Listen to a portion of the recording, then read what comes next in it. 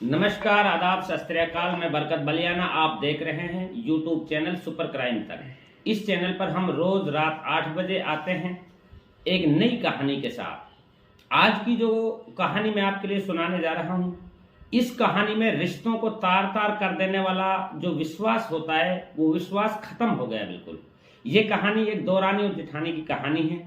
इसको सुनकर आपको बहुत अच्छा लगेगा। इस नए जमाने में रिश्तों के ऊपर एक तरह से विश्वास खत्म होता जा रहा है। आज की जो ये घटना मैं आपके सामने सुनाने जा रहा हूं, ये घटना है राजस्थान की, राजस्थान के पाली जिले की। पाली जिले में एक थाना आता है बर थाना। बर थाने के अंतर्गत एक इलाका आता है न्यू कॉलोनी इलाका। इसी न्यू कॉलोनी इलाके में रहता है भीकम चंद चौहान। भीकम चंद जिसके परिवार में उसकी पत्नी के अलावा 2 बेटे हैं। बड़े बेटे का नाम उत्तम चंद और छोटे बेटे का नाम उगमराज।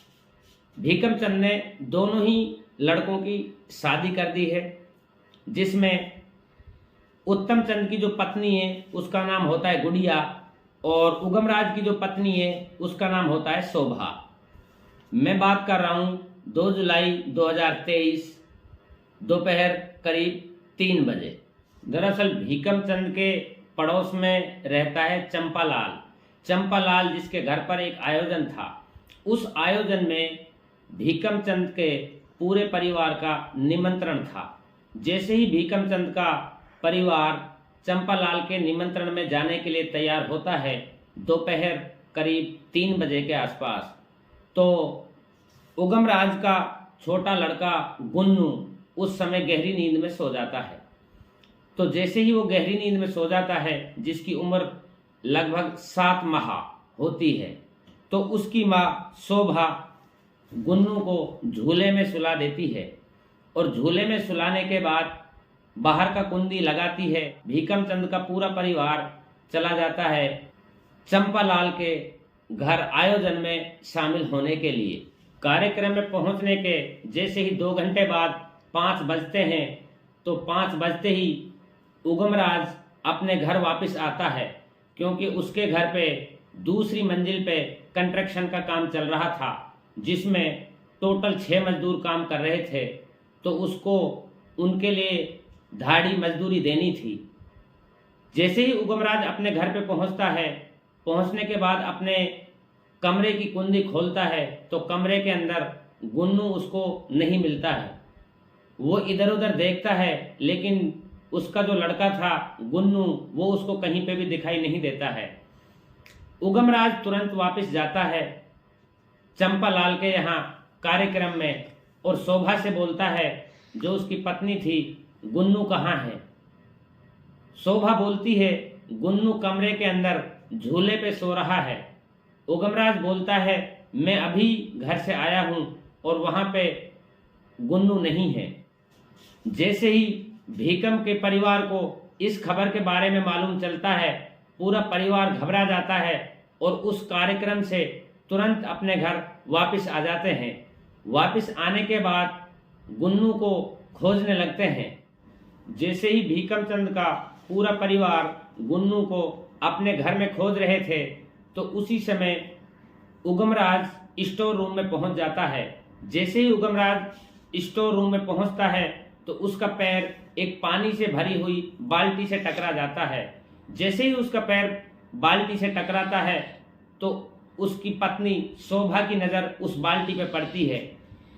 शोभा उस बाल्टी को देखती है, जिसमें उसका गुन्नू उल्टे मुंह गिरा हुआ था और उसकी मौत हो चुकी थी। शोभा चीख चीख कर रोने लगती है, परेशान हो जाती है और गुन्नू की मौत को बर्दाश्त नहीं कर पाती है, क्योंकि गुन्नू बड़ी मुश्किल से इस दुनिया में आया था। इससे पहले शोभा 4 बार प्रेग्नेंट हो गई थी और चारों बार उसकी प्रेगनेंसी खराब हो गई थी। इधर शोभा की जेठानी गुड़िया की भी रो रो कर इस कदर बुरी हालत हो जाती है, जिसको हॉस्पिटल तक भर्ती कराया जाता है। यह सब देख वहां हंगामा खड़ा हो जाता है। जैसे ही हंगामा खड़ा होता है, तो इस घटना की सूचना नज़दीकी पुलिस थाने में दे दी जाती है। जैसे ही पुलिस को इस घटना के बारे में पता चलता है तो पुलिस अपनी टीम के साथ सीधा घटना स्थल पर पहुंच जाती है। घटना स्थल पर पहुंचने के बाद पुलिस बहुत बारीकी से जानकारी करती है, लेकिन पुलिस को कोई कामयाबी नहीं मिलती। यहाँ तक कि पुलिस जो दूसरी मंजिल पे मजदूर काम कर रहे थे उनसे भी जानकारी करती है। जानकारी करने के बाद जब पुलिस को कोई कामयाबी नहीं मिलती है तो पुलिस की नज़र उस बाल्टी पे पड़ती है जिस बाल्टी में गुन्नू की लाश पड़ी हुई थी। जैसे इस बाल्टी को पुलिस देखती है तो उस बाल्टी के अंदर एक छोटा सा सितारा मिलता है जो एक अक्सर कपड़ों के ऊपर लगा होता है। वो सितारा पुलिस ले लेती है और किसी को कुछ नहीं बताती है, सीधा गुन्नू की डेड बॉडी को भेज देती है पोस्टमार्टम के लिए और पुलिस चली जाती है। देखते ही देखते एक दिन गुजर जाता है। एक दिन जैसे ही गुजरता है तो भीकम चंद का पूरा परिवार अपने इलाके के सरपंच को लेकर थाने के सामने धरना प्रदर्शन पर बैठ जाते हैं। जैसे ही वहां पे धरना प्रदर्शन शुरू होता है पुलिस के ऊपर एक्स्ट्रा दबाव बढ़ जाता है। फिर पुलिस दोबारा से गांव पहुंचती है, अड़ोस पड़ोस वालों से जानकारी लेती है, लेकिन पुलिस के हाथ कुछ नहीं लगता है। इतना तो पुलिस जान चुकी थी कि इस घटना को अंजाम देने वाला कोई बाहरी व्यक्ति तो नहीं है। इस घटना को जिसने भी अंजाम दिया है वो घर का ही सदस्य है, लेकिन पुलिस को घर के सदस्यों में से उस सदस्य का नाम निकालना बहुत मुश्किल हो रहा था जिसने इस घटना को अंजाम दिया था। अब पुलिस भीकम चंद के परिवार के सभी सदस्यों से अलग अलग बात करना चाहती थी। जैसे ही पुलिस ने सभी लोगों से अलग अलग बात किया तो पुलिस का शक कहीं न कहीं गुन्नू की ताई गुड़िया के ऊपर चला जाता है। उस शक की वजह भी एक थी, जो सितारा उस बाल्टी में पुलिस के हाथ लग चुका था। जब पुलिस हॉस्पिटल में जाकर गुड़िया से बात करती है तो गुड़िया ने वही दुपट्टा ओढ़ रखा था जिसमें से वो सितारा गिरा था। उसके बाद में पुलिस गुड़िया को थाना लेकर आ जाती है और जब गुड़िया से सवाल जवाब किए जाते हैं तो गुड़िया खुद ही अपने सवालों में फंस जाती है।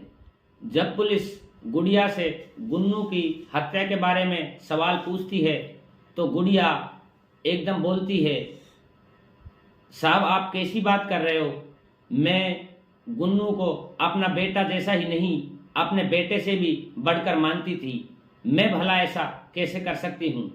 जब गुड़िया सही जवाब नहीं दे पाती है तो पुलिस दूसरे तरीके से यानी कि मनोवैज्ञानिक तरीके से गुड़िया को सवालों में उलझाती है।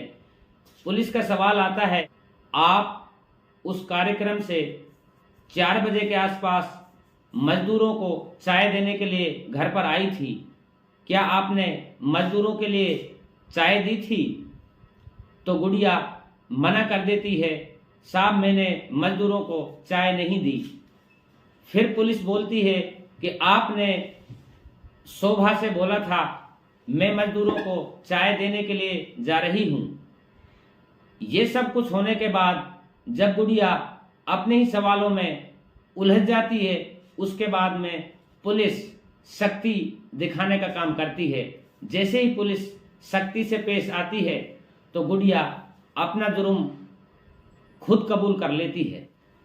दरअसल गुड़िया जब इस हत्या की कहानी सुनाती है तो लोगों को अपने कानों पर यकीन ही नहीं हो रहा था। दरअसल भीकम चंद का पूरा परिवार एक जगह ही रहता है जिसमें उसके 2 बेटे हैं। दोनों ने अपना अपना कपड़े का काम कर रखा है, अच्छा खासा पैसा कमाते हैं और दोनों ही अपना परिवार ईमानदारी से चलाते हैं। बड़ा बेटा उत्तम चंद के 3 बच्चे हैं जिसमें एक लड़की है और 2 लड़के हैं। छोटा वाला लड़का उगमराज जिसकी शादी होने के 1 साल बाद एक लड़की पैदा हुई थी, उसके बाद में 4 साल तक कोई बच्चा नहीं हुआ। शोभा जो उगमराज की पत्नी है वो प्रेग्नेंट तो 4 बार हुई थी, लेकिन हर बार उसकी प्रेगनेंसी खराब हो जाती थी। ये सब कुछ होने के बाद उगमराज मायूस रहने लगा। उसने एक हौसला छोड़ दिया था, अब हमारे बच्चे नहीं होंगे। जब वो मायूस रहने लगा तो उसकी भाभी शोभा उसको तसल्ली देती है, मेरे 2 बेटे हैं, जिसमें से एक बेटा आप ले लेना, एक बेटा मैं रख लूँगी। ये तसल्ली सुनने के बाद उगमराज थोड़ा संतुष्ट हो जाता है और जिंदगी जीने लगता है। जैसे ही कुछ महीने का समय गुजरता है, शोभा फिर से प्रेग्नेंट हो जाती है और अब की बार सही सलामत एक बेटे को जन्म देती है, जिसका नाम गुन्नू रखा जाता है। गुन्नू के पैदा होते ही भीकमचंद का पूरा परिवार खुशी से झूम उठता है, लेकिन ये खुशी गुड़िया के चेहरे पे नजर नहीं आती है, क्योंकि गुड़िया के मन में अब लालच आ चुका था। जितनी भी उसके ससुर के पास प्रॉपर्टी है, पूरी प्रॉपर्टी उसके दोनों बेटों के लिए आधी आधी बट जाएगी। लेकिन गुन्नू के इस दुनिया में आने के बाद उसकी पूरी प्लानिंग फेल होती हुई नजर आती है।